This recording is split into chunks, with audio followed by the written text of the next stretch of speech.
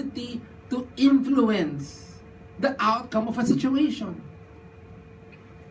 You know, if somebody does a blunder, but the most respected person commends it, everybody will start commending that. And that is what Paul is doing here. Now, Paul was trying to uplift, because in all intents and purposes, what was happening in what just happened was a total blunder, both for Epaphroditus and the church in Philippi. Now imagine this: you're in the church, you're at the church in Philippi. You gathered money. You sent Epaphroditus to minister to Paul. All of a sudden, you heard he was sick. You got all concerned. What would be your expectation? My expectation is, okay, I hope he gets well. Let's pray for him. Right? But one thing I don't expect to happen is, I don't expect to see him. Because that's what happened. All of a sudden, one day, quote unquote, without warning, Epaphroditus goes back to the church. The guy that failed us is now here. By the way, who told you to come back? Diba, our instruction for you was to stay there. Okay, you got sick, right? Clear, you got sick, not your fault. But when you got well, you should have continued. Why are you back here in church? And I can imagine the whispers going on. Grabe tong Epaphroditus na, laking ginastos natin dito. Palpak pala. And some other people that was there who probably did not agree in sending him was saying, sabi ko na nga eh. I knew that guy. He's not good. Palpak talaga yan, si Epaphroditus. But natin pinadala, dapat ako pinadala niya sa mission trip. Kayang-kaya ko yun, di ba sinabi ko ako? That would be the normal whispers. So now Paul, in his letter, had to address that. Paul must be careful to tell them that he does not need the help anymore of Epaphroditus. Yet, by saying that, he does not want to offend the church in Philippi for sending them. He doesn't want also to make the efforts of Epaphroditus seem to be a failure for Epaphroditus and the church in Philippi. So Paul now has to craft a way on how he could balance all of these things. And in the process, uplift Epaphroditus. Because in their eyes, man, palpak siya. I mean, he's now an outcast. Our biggest mission trip, he failed. Big time. Let's look at the verse.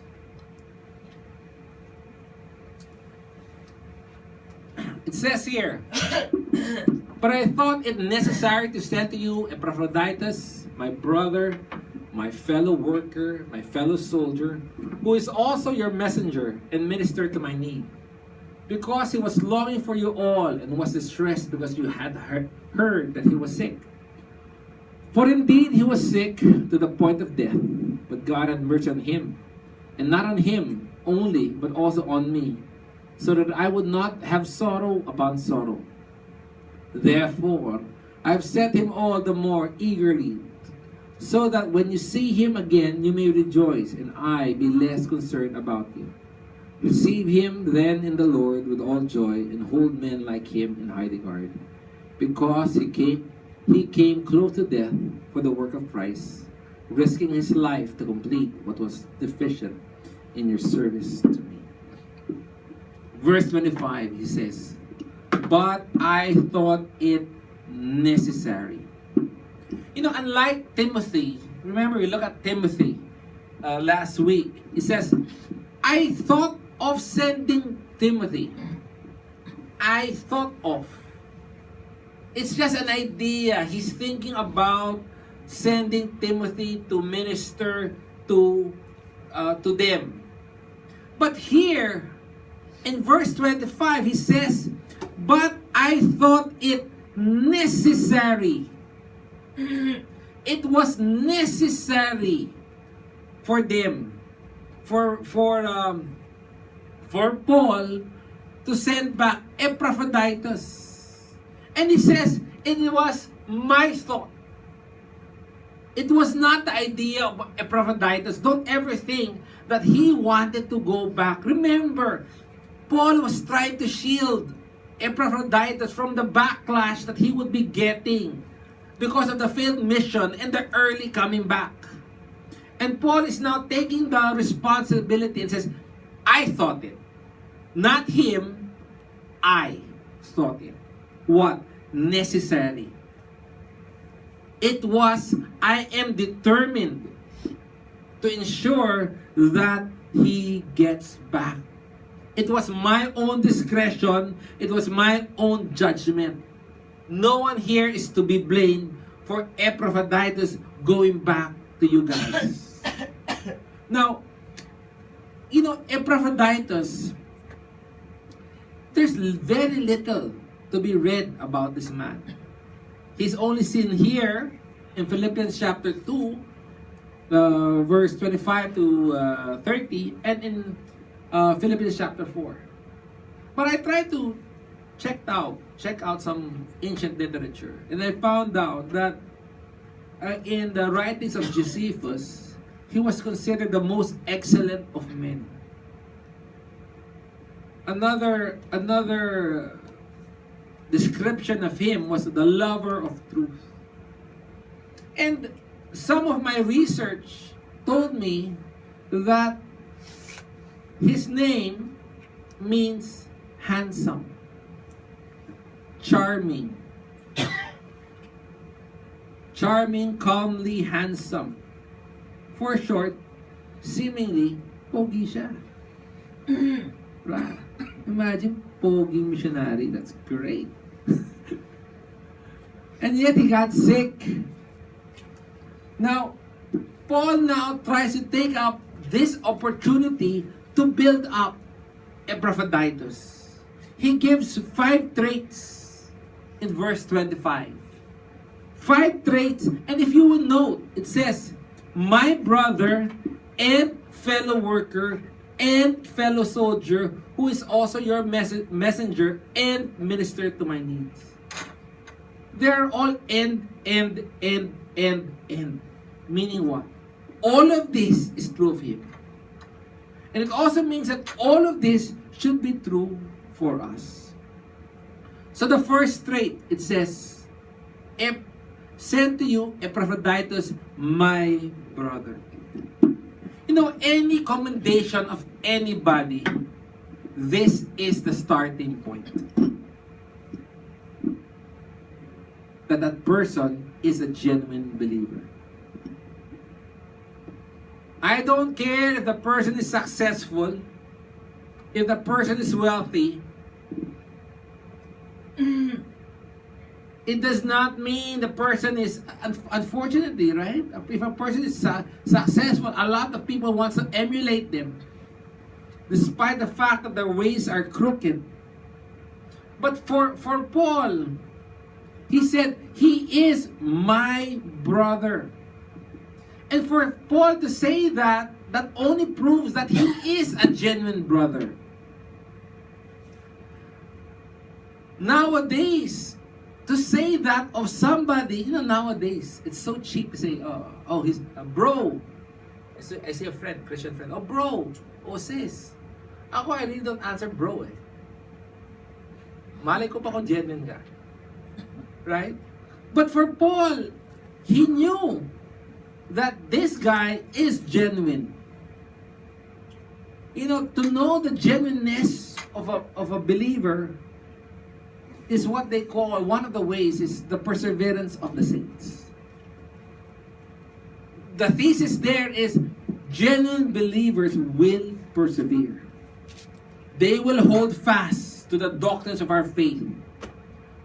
No matter what pressure, no matter what hardship comes their ways, no matter how difficult life will bring to them, they will persevere.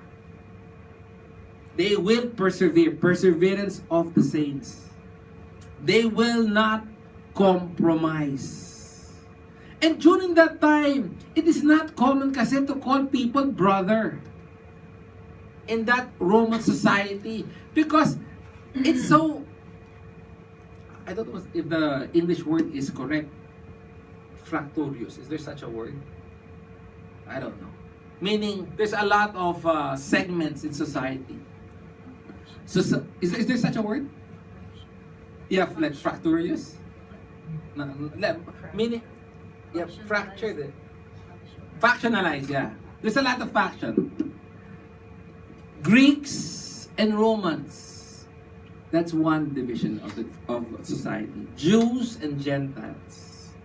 Aristocrat and plebeians. Citizens and soldiers. You know, just between those, you can have 28 factions, the way I counted. You could be a Greek, Gentile, but an aristocrat, but a citizen. You can be a Roman, but a Gentile, but a plebeian. I mean, all of those. So it's not common for people at that time to call another person brother. And here Paul is calling him a brother. That's the starting point of anybody that we need to emulate. Is he a brother? Is he a genuine brother? Has he stood the test of times? Has he persevered in times of trial, no matter how long that is? That is the starter. Is he genuinely a born again? Has he proven his faith to be genuine by the trials in his life? And Paul would not call him a brother if he doesn't think he's a genuine brother. Right? Second, he says, and fellow worker. What great humility. Paul is now calling him, he is my fellow. Twice in this verse, you see my fellow worker and fellow surgeon, fellow soldier. He's saying we're equal. We're fellows. We're having fellowship. We're the same. We're hand in hand. And what right is it for other people to question Epaphroditus when the most highly respected person has affirmed him? This also shows us the humility of Paul. Hindi niya pinapakitang, I'm higher than him. I'm in a better position. Why? I'm smarter. I founded more church. And he's just a failed missionary. He's saying, you know what? We're fellow workers. I'm as good as him, and him is as good as me. And the chronology here made sense. Because as a brother, you are genuinely born again. But we have to realize, as born again, you are born to serve. You are saved to serve. And that's a tragedy nowadays. A lot of people, they're content in just being saved. And they refuse to serve. Why? Because they have their own agendas in life. And Paul is saying, no, not with Epaphroditus. He is not only my brother, he is a fellow worker. He is serving. And we ask ourselves, are we serving?